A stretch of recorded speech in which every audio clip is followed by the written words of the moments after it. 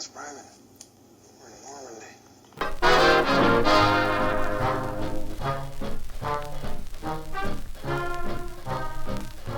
Welcome, everybody, to the We're Not Lost Private podcast. This is episode 19, and it's taken me a while to get this one put together.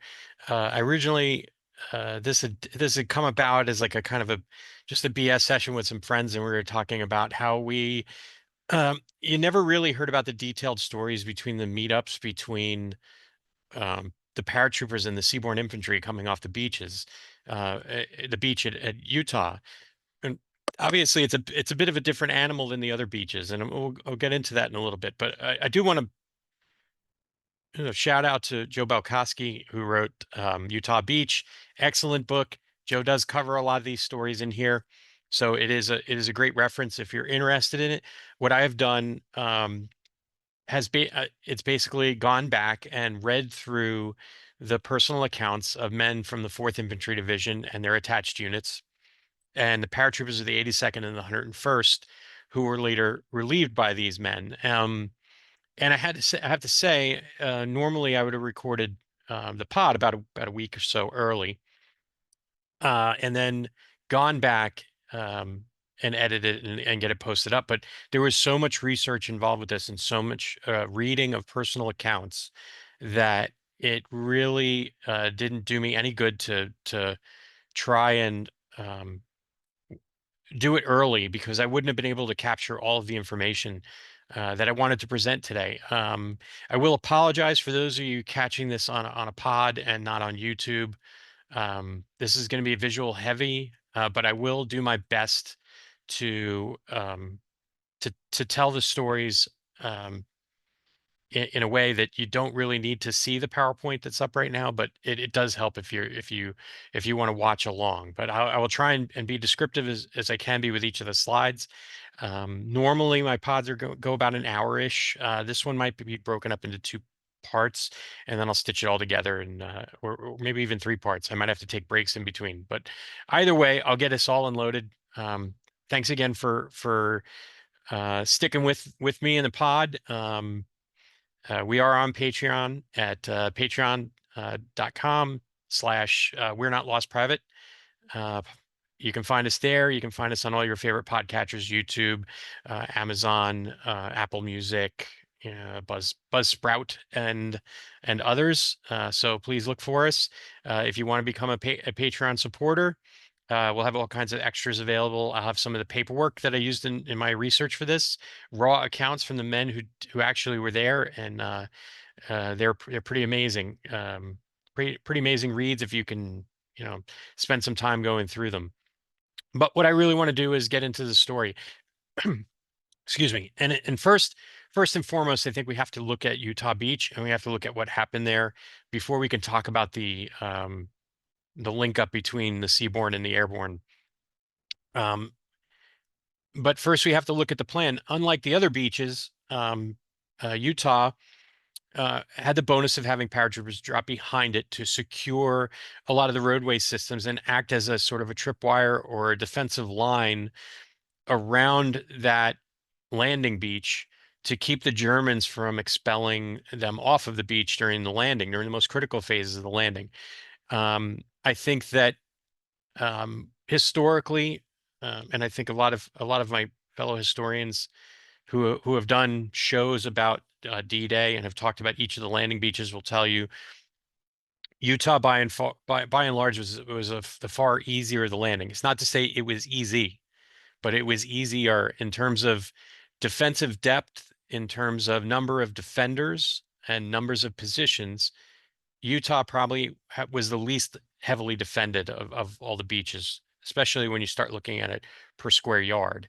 But the thing we want to look at first is that airborne plan, and I've got the slide up, and if you can see it, I've outlined the 4 causeways, starting up near St. Martin de Verville and working our way down to, as the GIs used to call it, Poopville, is causeway number 1, and La Madeleine is causeway number 3, and then the causeway number 2 leading towards Saint-Marie-du-Mont. Those are your 4 causeways. Now, the airborne plan was to drop paratroopers of the 101st somewhat behind the beaches, behind the flooded areas, and to drop the 82nd Airborne around the area near Saint-Mère-Église, and then out obviously towards Lafayette, Chef Dupont, places like that, where they can act as that, again, that tripwire, that first defensive line for German reinforcements heading towards the beach. Whereas the 101st had drop zones A up north near Saint Martin de Verville, C over near Saint-Marie du Mont, and then of course D down south over near the Douvre River, where they were to secure the bridge crossing sites. And then you had O and the other drop zones for the 82nd, which were west of Saint-Mère-Église. And then you also had the glider landing areas, and you had LZW near La Forge, and then you had LZE, which was near Heisville, for the 101st Airborne. So those are the two landing zones. Those are going to come into play a lot when I start talking about the seaborne forces and their meetups with the airborne forces, because a lot of them were coming in when the follow-on glider missions, when I say they, I mean the seaborne forces, were advancing inland when some of those glider missions were coming in. And what they saw was pretty dramatic and pretty heartbreaking, actually. And I'm going to normally I wouldn't read a lot, but I'm gonna end up reading some of these accounts because I can't put it in words better than the men who were there and observed these things happening. But anyway, again, the airborne is supposed to provide that buffer, that defensive line that prevents the German reinforcements from heading towards the beach and knocking them back into the sea. Now, the Utah Beach was the responsibility of the 4th Infantry Division, commanded by Raymond Tubby Barton. But really, the heart and soul of the division was General Teddy Roosevelt, who was the assistant division commander. And as many of you know, he had been the ADC for the 1st Infantry Division, and he and his division commander, Terry De La Mesa Allen, were fired from command of the 1st. And Roosevelt was begging Eisenhower to get back into the game, and he was finally assigned to the 4th Infantry Division, and really he becomes the man of the hour on Utah Beach, because of a number of issues with the guide boats and also the tide and prevailing winds. It ends up pushing the assault echelons, those initial assault echelons of the 4th Infantry Division, south. To, well, technically it'd be southeast of their original landing spot. And the map you see that I've got up on the PowerPoint shows the assault echelons arrayed against where they were supposed to land, but the large blue arrow to the left actually has them heading down towards Tara Green and Uncle Red, which is where they end up landing. And you'll note that you have like F Company and E Company. So you have the 2nd Battalion of the 8th Infantry as your lead infantry assault elements, and then Company C and B, which were supposed to land at Tara Green North, end up on Tar Green South. And then you have an echelon of the 70th Tank Battalion, B and A Company, respectively. And then you have your mostly 3rd Battalion and parts of 1st Battalion coming in that second wave. And much like we saw with the other beaches, the timetables were very finely machined in terms of it was very down to the minute. And it was very odd when you look at the timetables, and there's several good accountings of those echelons and what time they were supposed to hit the beach, and you realize how little margin of error that was allowed during the landings. And I find it interesting when you think about all the accounts that came off of Omaha. Omaha, again, much like Utah, was finely machined in terms of the timetable. And when the assault echelons got hung up on the beaches, it threw the timeline all out of whack. But this map shows it does a great job in depicting where they were supposed to go in and then where they end up going in. And then also all the red markings are German firing positions. So you'll note that by and large, the larger portion of those firing positions are located what would have been where they were supposed to land versus where they end up landing. As for the German, um, my buddy Niels will probably be mad at me because I normally I'm pretty good with the German units. I believe it was the 919th Grenadier Regiment of the 709th Infantry Division. They were responsible for this sector of the coast. I have to give credit to Osprey Publishing and Steve Zaloga for this outstanding map here showing the German defenses. You'll note that um, the little red circles um, along the beach in that map are where the German strong points and resistance nests were. And there's two pictures there, the most prominent ones. The 5 centimeter gun at WN5 is still there in position when you go. It's in the center of the monument. Uh, sorry, the memorial at Utah Beach near the museum. Um, and then Strong Point 9 is still remains there as well, although it's starting to slip a little bit because of the time. Time does it. But Strong Point 9 was between 3 and 4, causeways 3 and 4, and it was facing north. So by and large, it was a non-factor on D-Day. But you can see I've circled those two positions in green and labeled them, so you can see in relative accuracy of where they were in relation to the 4 causeways. So the fourth begins their run in at 05:37 hours, and that's where the mayhem begins in terms of guiding them in. Again, there was at least one guide boat, maybe two. I'd have to go back and check, but one of the guide boats that was supposed to get them to the right beach was, I believe, hit a mine, and then the tides themselves were very strong, and they end up pushing the assault craft further down. But these two pictures are from D-Day, and you can see the chop in the water out at sea versus it looks a little bit better closer to the beach. And also that's 1000 hours. The one on the right was taken. So the sea was a little bit more, I think, a little more cooperative at that point. But here's what happens, right? Here's what happens when the plan goes awry. And this is where we'll start to get into the meat and potatoes of what happened with the 4th Infantry Division units and then who they end up meeting up with. Now, bear with me on this map. The map is a very good map in terms of it showing where the infantry regiments of the 4th Infantry Division land and then end up. But I've had to approximate some of the positions of the other units, the quote unquote receiving units. So you'll have the 502 up north near where the 22nd Infantry comes in. The 502nd also is down a little bit further south as well. And then you have the 506, which has this causeway number 2, and they were also supposed to seize causeway number 1 with their 1st battalion, but they don't make it there. And a snap decision is made to deploy the 3rd battalion of the 501st up causeway 1. They get into a very serious gunfight at Poopville. But they managed to capture the town and basically set the stage to receive elements of 2nd Battalion, 8th Regiment coming in off the beach. But they also, the 501st and the 506 are also arrayed down south, as you can see in the green. Those green numbers are the parachute infantry regiments and where their approximate positions are. But again, the drops were scattered. So there's plenty of men from the other regiments in different places.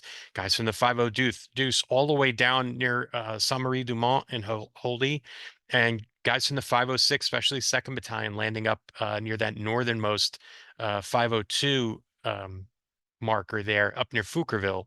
And then obviously Raveneville, Raveneville, which is very famous for the pictures of Easy Company taken on that morning. But so you can see once those regiments, those infantry regiments coming in from the sea get ashore, and they're able to pass through the causeways, and they can finally make contact with their paratroop and glider-borne brethren. To me, this is the crux of the story right here, as we see. Later on, I didn't push out the elements of the 4th farther enough to get to where the 82nd is, but when I get into the quote unquote storytelling portion of this pod, I'll read a few accounts. and you'll hear about several of these men who made contact with the 82nd men, especially up near Chef Dupont and Saint-Mary-Glisse. And moving on, again, I said this was going to be picture heavy, visual heavy. The 8th Infantry coming in. Luckily, there was a combat photographer by the name of Shelton who accompanied the 8th Infantry ashore, and he was able to take some of these photographs. And again, you can tell these are some of them are early on in the landing, and some of them are later in the landing.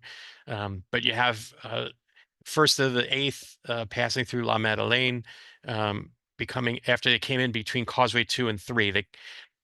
They end up taking Causeway 3 because you can see it on the upper right photo, and you notice the flooding on the causeway, whereas the picture to the left, where they came in, with what is now known as the Ivy House behind them there with the chimneys that you can see. They come in and they're much more dry shod than the 8th Infantry troops coming in along that causeway. And then again, later pictures, heavy machine gun section from 1st Battalion coming in at 3, Causeway 3, and then more troops coming in. And you can see they're not on a causeway. They're just crossing in general across an open piece of land. But I mean, we do know that a lot of those lands were flooded. A lot of those areas behind the beach were flooded. So they managed to find a drier portion of the area to come in across. Um, this is a great shot showing a mine being controlled detonated by the 531st Engineer Shore Battalion. Notice the matting's already been laid down. So this is later in the day. And this is over near WN5, which is right near where the Utah Beach Museum is. And again, where that 5 centimeter anti-tank gun is still positioned to this day. And again, you start to see this is up near, you can see the Ivy House in the background, and elements of the 4th Division moving in, and it's much drier in this area where they've come in. They've managed to avoid the flooded areas. Coming in right behind those initial elements of the 8th was also the 70th Tank Battalion. This is a great picture. I know it makes its rounds on D-Day, the D-Day anniversaries all the time. This the Sherman with the wading kit on it that is half submerged. To me, it's a great shot, and also call to attention to John Ahern there on the right hand side of the photograph. Now that knocked out Sherman is from C Company. Well, John Ahern commanded C Company, so, and we know he came in down near Poopville, so he was near Causeway number 1. So this Sherman must have managed to fall into a shell crater outside of Causeway number 1. Well, Ahern takes his company of tanks in. He also has dozer tanks and engineer tanks attached to him as well. He moves his tank down the causeway, and he sees a wounded paratrooper lying in the field. He dismounts his tank. He makes his way over to the paratrooper, hell bent on evacuating him. And as he grabs him and he starts pulling him towards the tank, he inadvertently steps on a mine and blows both of his feet off. But he's later awarded the DSC. And John lived a very long life, and his family has an outstanding website dedicated to him. And if you get a chance to do some research on your own about this hero, although he hated the word hero based on what his family has written, I just think it's interesting, and it's definitely needed to pay some respects to C Company, 70th Tank Battalion, because they come into play later on in the fighting around Veerville. They're a very important part of this. We tend to think this is just a big infantry fight, um, but the armor was key to a lot of small unit actions here. We see it at Breakcore Manor when a couple of Shermans are brought in. Now there is a rumor that it was. We'll get to the rumor later on, dealing with Breakcore. But moving on, another DD tank knocked out. This one ran over a mine, and they couldn't recover it, so they pushed it off the causeway, and you can see it's in the flooded areas. Now, the gentleman on the right, Luther Knowlton, was a platoon leader in G Company of the 501st, and he had fought through Poopville. He had been basically moving forward towards where the seaborne forces were coming in, and he sees um, one of John Ahern's tanks coming up the lane. They don't know it's one of C Company's tanks. They think it's a German tank. So initially, those guys open fire on the tank. And then they realize, hey, this is a Sherman, and they pop an orange smoke grenade, and commander gets out and he waves, and then they link up, and then there are more link up stories coming. This one's probably the more well known. Um, George Mabry, who when he's awarded the Distinguished Service Cross and later the Medal of Honor, he was the S3 for Second Battalion, and he's one of the lead men moving out towards to make the link up with the 101st.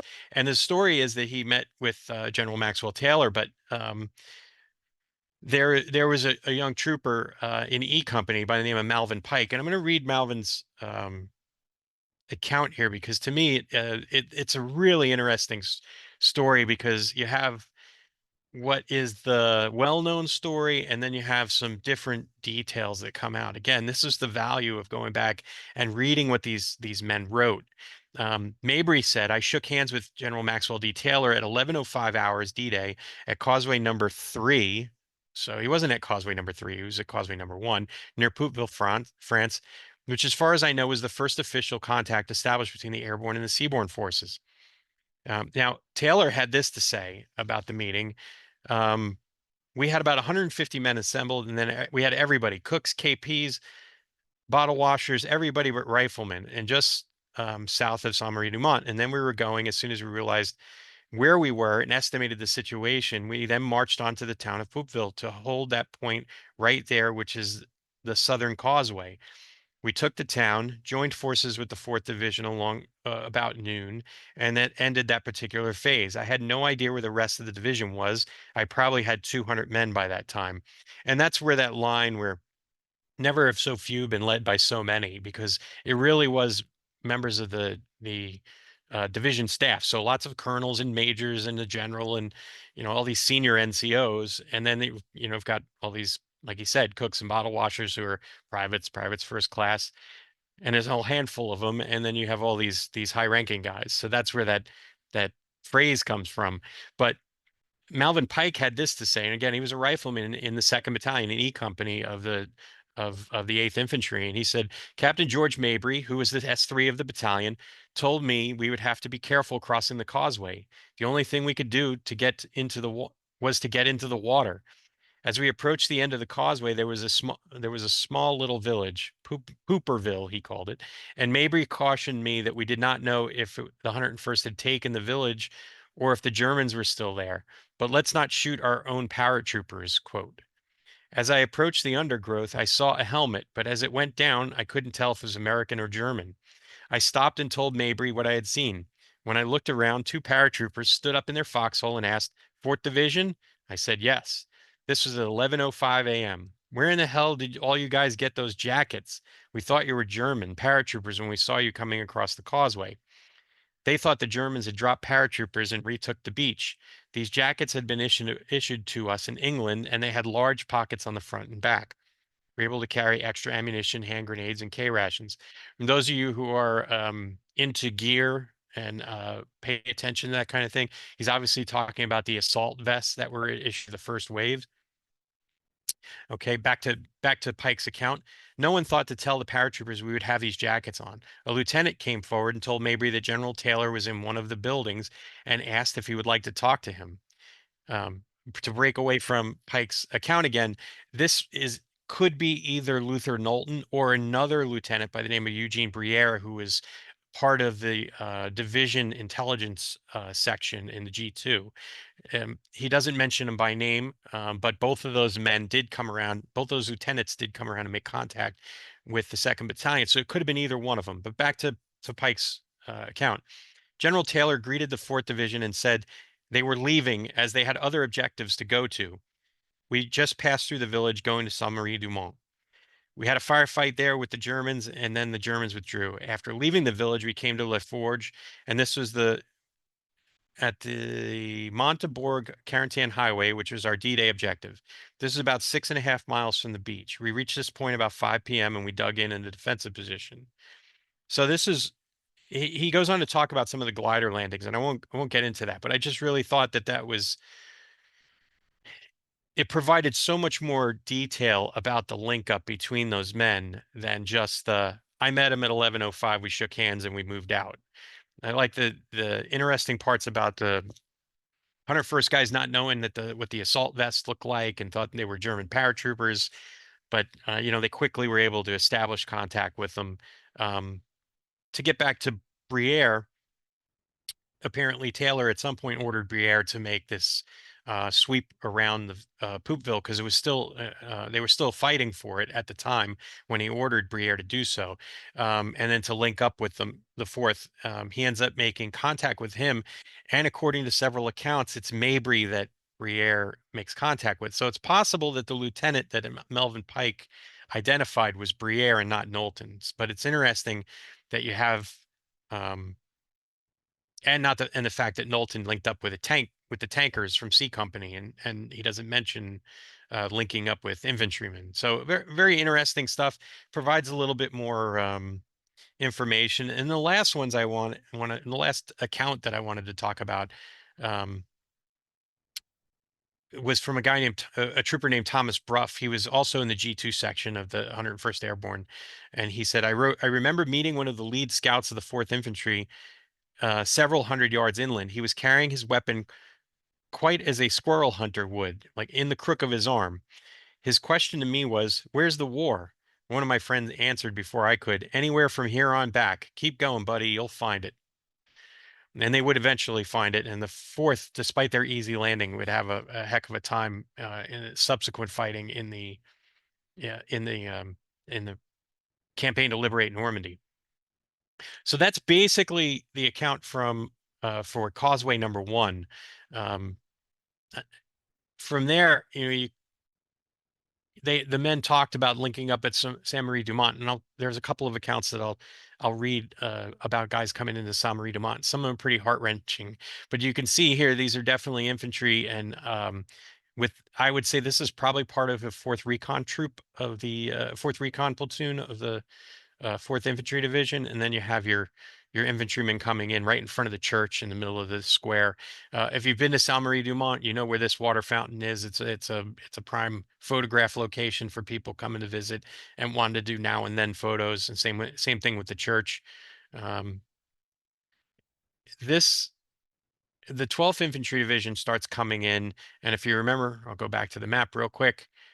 The 12th comes in. Round between causeways 3 and 4, and they immediately uh, head out to Basaville Plain. But they make their way through Audeville, La Hubert, and a few other smaller villages as making their way out there. Um, one of the bonuses of doing all the research to get ready for this particular pod was I got to read through quite a few accounts from the men that were there, and one of the ones I was surprised to find and very happy to read was the regimental commander for the 12th Infantry Regiment, a guy named he's a well-known man to those who followed the D-Day the battles on D-Day, especially up in the American sector. Russell P. Red Reeder, he was a full bird colonel, and he commanded the 12th Infantry Regiment. And to find his words about how he felt about his men, the very heartfelt way he wrote about his men in the 50s. He wrote, I was particularly proud of our American foot soldiers when they went through the flooded areas. In preparation for D-Day, my regiment hiked with full pack until the medicos asked me to stop it because the heavy loads they were carrying were breaking down the arches of our foot soldiers. The Germans had dug trenches with bulldozers before flooding the lowlands, and it was a great tribute to our American courage to see extremely heavy laden men struggling through chest high water and then depths over their heads, at the same time hanging on to all their equipment. Use of life preservers was hardly enough to reassure men who could not swim. And the photograph you see there is of the 12th Infantry Division. And notice they have a Sherman from a 70th Tank Battalion coming in with them as well. The lead man if you look closely, you can see he has an inflated life belt that he was probably using to help carry gear ashore or go through these flooded areas before they were able to make landfall. Um, to me, yeah, those are really profound words when you think about him, Reader talking about his men. Um, and but I want to go back to talk to about um, Causeway number 2, and again, this is going to be the 8th Regiment as well. And there's some interesting accounts from some of the men that landed there. Third Battalion of the 8th was supposed to head towards Saint Marie du Mont. So there's kind of this. If you look at these two sweeping arrows coming off the beach here south, you have the one coming off of Causeway number 2, and then the one coming off of Causeway number 1, and they don't intersect, but they kind of run parallel to each other just north of Saint Marie du Mont, with the 2nd Battalion south, the southernmost line of advance, and the 3rd just above it. But I'm gonna discuss a few of the things that happened in the 3rd Battalion during their landing as they head towards Saint Marie du Mont. Ray Mann was a rifleman in G Company of the 8th, which had been 3rd Battalion. And he wrote, "We landed and slowly we worked along the seawall to a causeway across the flooded land to meet another fortification of about 10 or 14 Germans. This incident was near a road that led to Saint Marie du Mont. That we passed through just a few farms heading towards it from the beach, and we found perhaps 50 to 100 dead Germans who had been riding bicycles who were headed for the beach. They were apparently surprised by paratroopers during the night. It goes without saying that I was awfully glad that they didn't make it." And then Paul Mockrud from Headquarters Company of the 3rd Battalion wrote, he came in late enough to be able to see the gliders coming in, and he saw quite a few of them. He wrote, "I think the gliders that landed in small fields and cracked up were memorable. There were so many of them, and we didn't know which way to go to avoid being hit. And a C-47 airplane had crashed near us, and we saw the occupants burn up, and we couldn't get near the plane as the fire was too hot. We just had to watch them burn up." And again, I could frame these in my own words, but I think nothing hits harder than the words of these men. Um, William Winters was a part of the 29th Field Artillery, and he had been attached to the third Battalion as well. And he wrote, "We started advancing, and I fired 4 or 5 missions, and at about 4:30, we reached our objective, which was Saint Marie du Mont. We relieved elements of the 101st Airborne.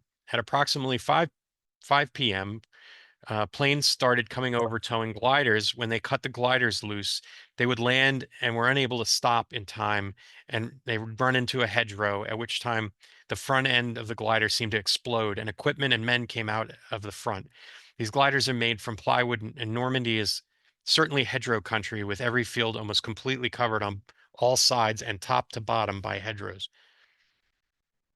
Um, and Morton de Scherer was a medical officer in the 8th, and he was around the same area where Winters was, and he said, "We saw gliders coming in and other small planes dropping bundles of supplies, medical supplies, rations, and other military equipment. Gliders that came in earlier landed with personnel, and many had crashed in the small fields and into hedgerows. Upon entering these planes, the soldiers were all distorted and had multiple bone fractures.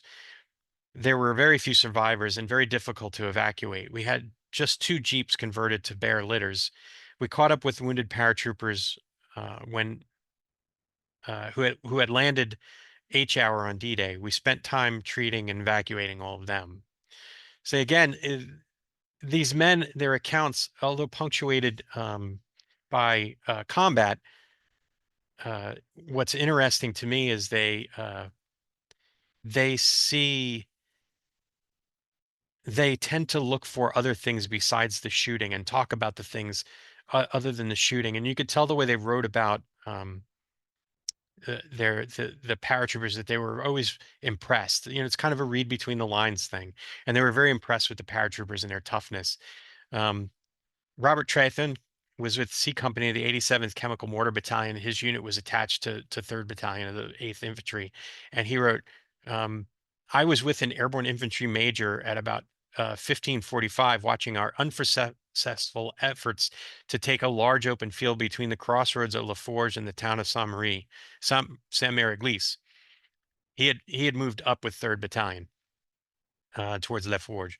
So our efforts were vigorously and successfully repulsed, and the field was subjected to murderous German defensive fires at the slightest provocation. Units of the major's outfit, and he meant airborne infantry, were scheduled to land by glider in the field at 1600.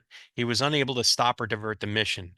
The first flights of gliders landed, were raked with fire, and the occupants never got the doors open. Although I don't think Robert knew the difference between the gliders and how troopers would enter the battlefield and a C-47, because he's mistaking the gliders for a paratrooper platform. He continued with subsequent flights observing this cut loose sooner from the tow planes and attempted landings in smaller fields to our rear. This resulted in crash landings in most of the gliders due to insufficient runway distance, but at least the casualties were reduced below the initial 100% figure that we were told. This situation and the utter despair and helplessness of the infantry major is a never to be forgotten incident for me. Now, to look at it from the other side, I also pulled a couple of paratrooper accounts of this. One of them is from Thomas Mulvey. He was the commander of Fox Company of the 506th. He wrote, after meeting up with in order to meet up with a scout. Now, Mulvey had advanced down towards causeway number 2, and then had been a raid with his company in that area, much like E Company and Dog Company of that same battalion.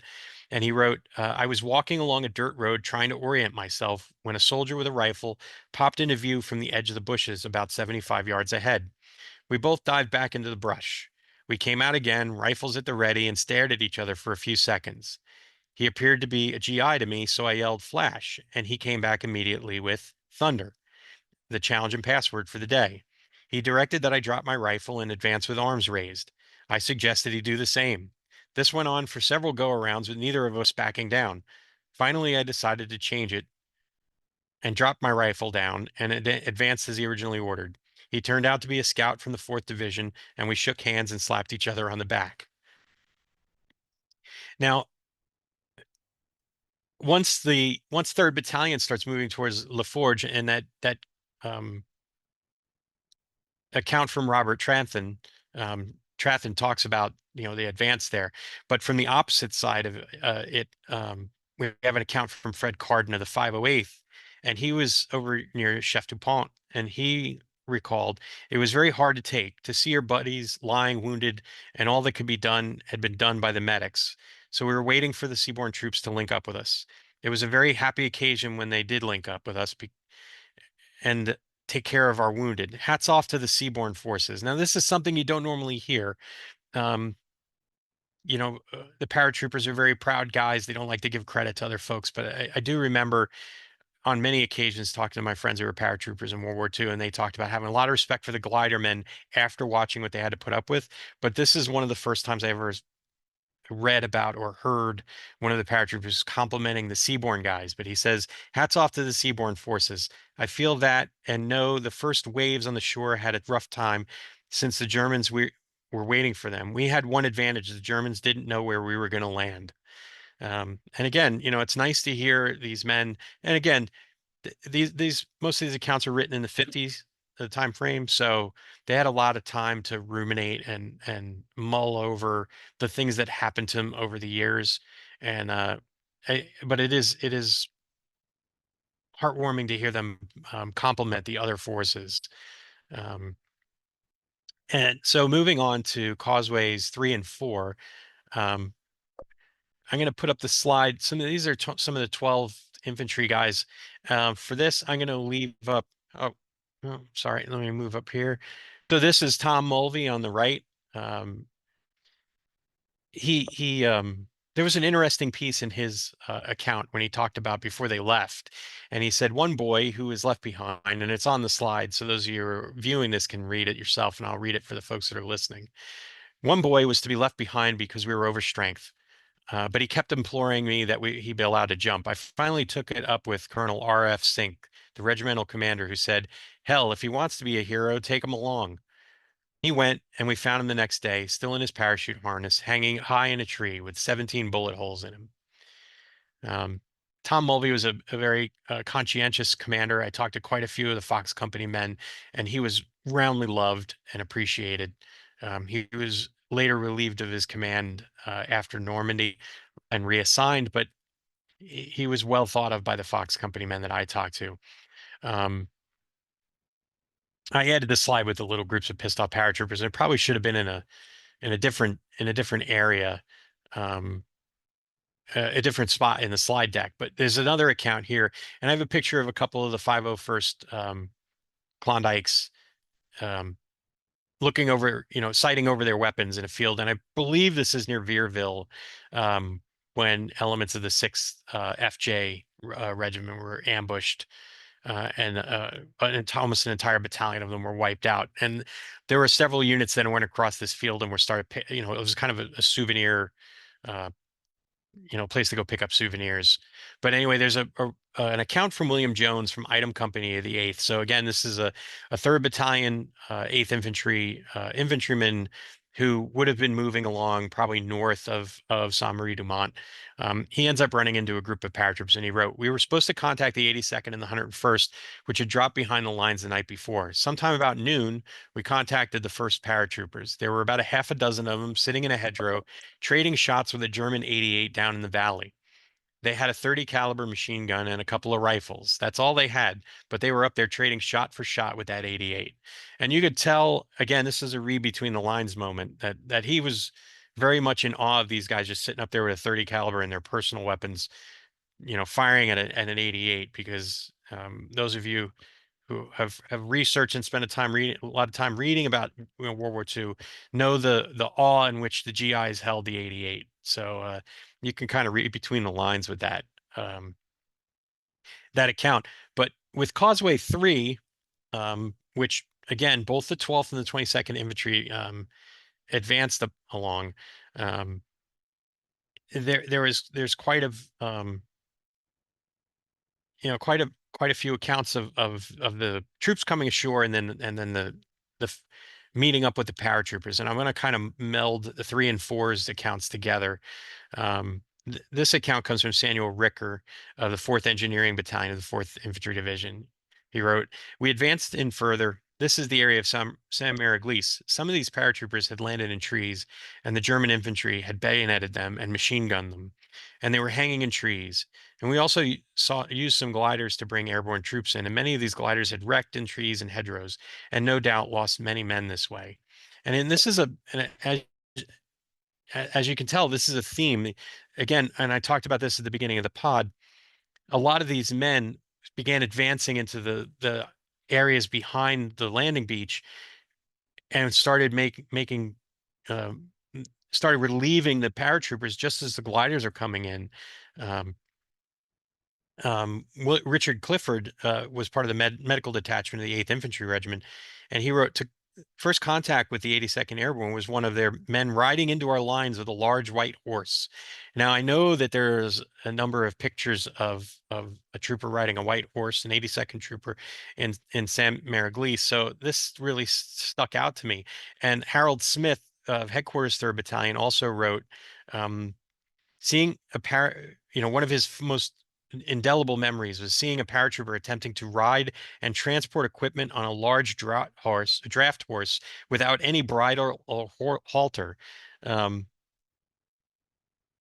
Again, these are to me just pretty amazing accounts when you think of the photographic evidence of that. There's an 82nd trooper, and I'm sure he's not the only one that was riding on a horse. But you know, it's just, to me, these first person accounts they punch home the that those memories of those photographs, and they make them much more um just vibrant to me when you think about what they saw versus what that 1 second in time that we have been left with when you marry it up with an account from a man who was there and saw it. To me, that just makes it all the more worthwhile, especially going through these accounts. Now, William Mills was with headquarters of the 12th Regiment, and he ended up coming up near St. Martin de Verville, which, if you remember the map, it's going to be up near causeway number 3 and 4. And he wrote, as the troops of our division would encounter the airborne troops who landed on the peninsula ahead of us, who were complete strangers to one another, they would throw their arms around each other's necks, in many instances actually shed tears. I have heard the airborne troops say, thank God, we never thought you would make it. And the men of our division who landed by sea were thankful for what the paratroopers had done in preparing the way by blocking the resistance from within. Right at sundown on June 6, 1944, the air above our positions was literally full of gliders loaded with reinforcements from the 101st Airborne Division and the planes which towed them to the Normandy Peninsula. These gliders were released immediately above the position which we had then occupied. The sky about us was an inferno of hot lead. Tracer bullets could be seen on all sides, and we could tell from the direction from which the firing was taking place that we were completely surrounded by enemy gunfire. Hardly a glider reached the earth without serious injury or damage. Most of the gliders landed outside of our perimeter defense. Patrols were sent to make contact with the glider troops and guide them into our perimeter. A large number of the troops are found in broken and mangled condition. And I'm pretty sure there are plenty of you have seen photos like this. Um, First Lieutenant Egbert Thompson of Easy Company of the 12th Infantry Regiment wrote, about 11 p.m., C-47s came over with 2 gliders apiece, about 300 feet up and over the German lines. The sky was filled with tracers of all colors, while behind us we could hear the ripping and crashing of the big gliders as they landed. I felt quite thankful that I was in something as safe as the infantry. And I'm sure as Thompson went on and during the campaign, he might have thought better of that comment. But seeing these pictures like the ones that are on this particular slide of these cracked up gliders, you could understand that mentality and why he thought that way. But as these troops are coming, they're landing. The paratroops know exactly when the landing times are supposed to be. So they, especially their commanders, know that they need to send out patrols to make contact. James Coyle was a lieutenant with E Company of the 505 of the 82nd Airborne, and he was involved in the fighting around Semur-Église. Well, he was pulled back to the town, and he met Edward Krause, Lieutenant Colonel Edward Krause, who's a battalion commander in the 505, and he told him, I want you to take your platoon and contact the seaborne forces. Make contact with them and find out where we are when we are going to be relieved. Ask him if it's just an ordinary contact.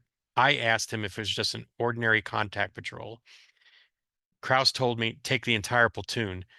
Don't engage in a firefight, just contact the seaborne.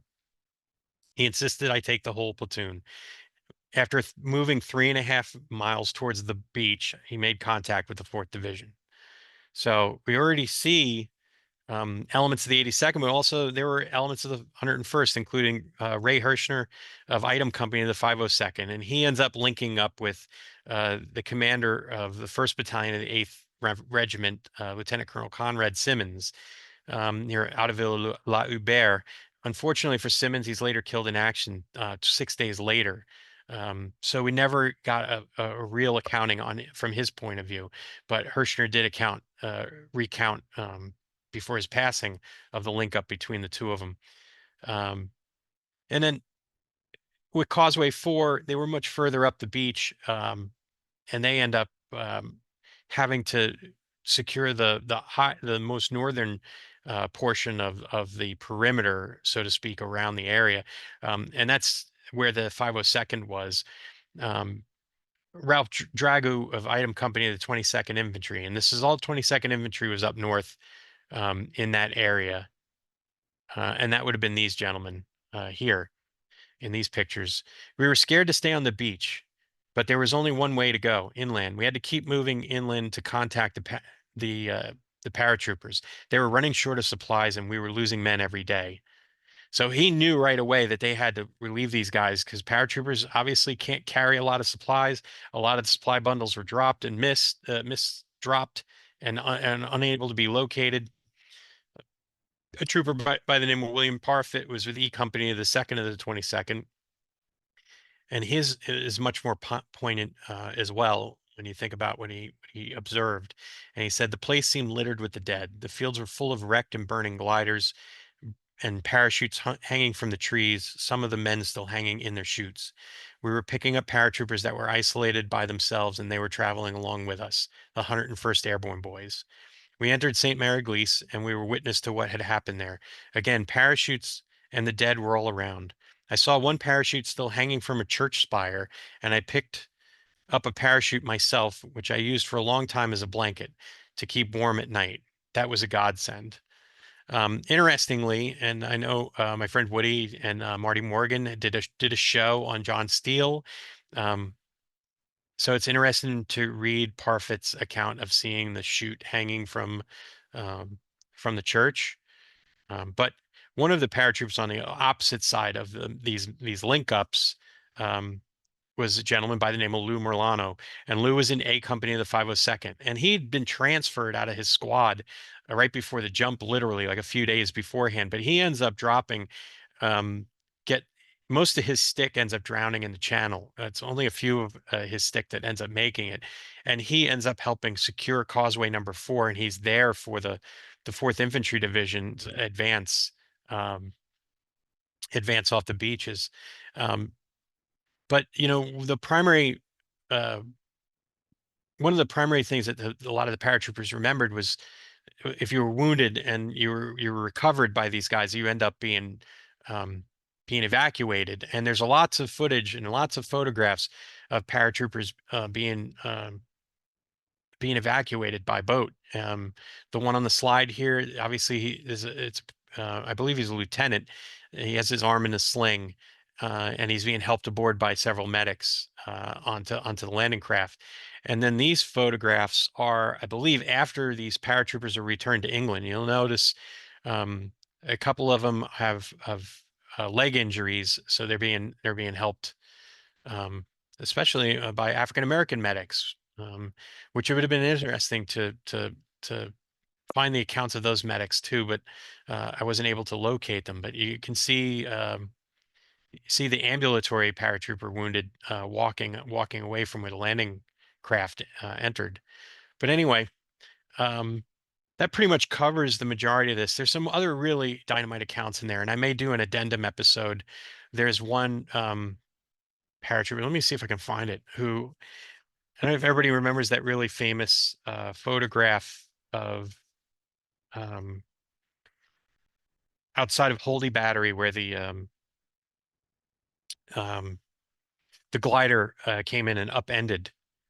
Um, and I don't know if yeah, I missed that one right after Malvern Pike. So this is down near where the second and third of the 8th Infantry would have come ashore. There were a couple of really amazing accounts here. Um, Edward Bailey was the 65th Armored Artillery Battalion. He was attached to the 4th Infantry Division as a spotter, as a forward observer, and he said a German battery surrendering to my one of the things that stuck out to him was a German battery surrendering to my S3 just across the inundated area, and a stick of paratroopers in a minefield of dead paratroopers in a minefield in front of the battery. Um, I don't know if this was outside of Holdie because um, to my knowledge, there was no minefield out in that field in front of the battery, and it wasn't a whole stick. And and almost every one of those Germans were all wiped out. They were wiped out by two different actions. There were two different groups of Germans that were wiped out at Holy Battery. The actual gunners that were there were wiped out by elements of Fox Company 502, including my buddy Joe Pistone. And then it was remanned by Germans that had been pulling back in that area and later attacked by the 506th 1st Battalion, mostly 1st Battalion guys, and wiped out again a second time. So I don't know if this is he's talking about Holy, but the interesting thing is there's a longer account from Herbert Taylor that I think I'm going to do an addendum episode and read that account from start to finish because he talks about Sainte Marie Dumont and Holy in particular. But I also want to read a portion of Jerry Kimball from the 20th Field Artillery, who's attached to the 4th Infantry Division. And he wrote, I went through a hedgerow into an adjoining field and found a glider that had crashed into the hedgerow. I don't know how many men were carried in a glider, but all of them, possibly 20 or more, were piled up in front of the glider. Of course, all were dead. And in an open shed nearby was a paratrooper who someone had laid out on a table. He had been dead since the early morning. And I thought to myself, this really is war. Um, that glider could not be anything but the Holy Battery glider, that very famous, the well-known stick with the 325th glider infantrymen who were all under a discarded parachute, but just their boots sticking up. And I always think of I always think of Ernie Pyle's writing about the beach when he talks about the men and their boots, the dead men and their boots sticking up in the air. But anyway, I hope everyone has enjoyed this. I've tried to keep it succinct. I apologize for the too many visuals if you're just listening to it. And I apologize for reading too much, but there was so much information that I wanted to get across to everyone, and I wanted to account and talk about the link ups between these. Now it's very difficult these days because there's so many of the men that are gone now. We just don't have the ability to say this man linked up with this man, but you could at the very least stitch unit to unit together. So and then from there look at the commonalities between their accounts, and in some cases like um, Jerry Kimball's account, you can pretty much say that was definitely a certain location.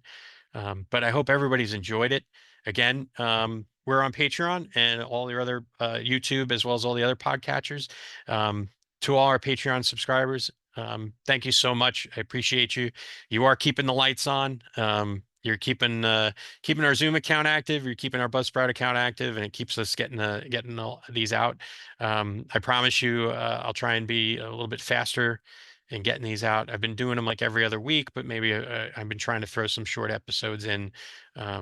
I call them like 0.5, so 18.5 or whatever. But this one is 19, and I'm going to close it here. I look forward to everybody's comments, and I hope you enjoyed this because I enjoyed putting it together for all of you. Thanks again.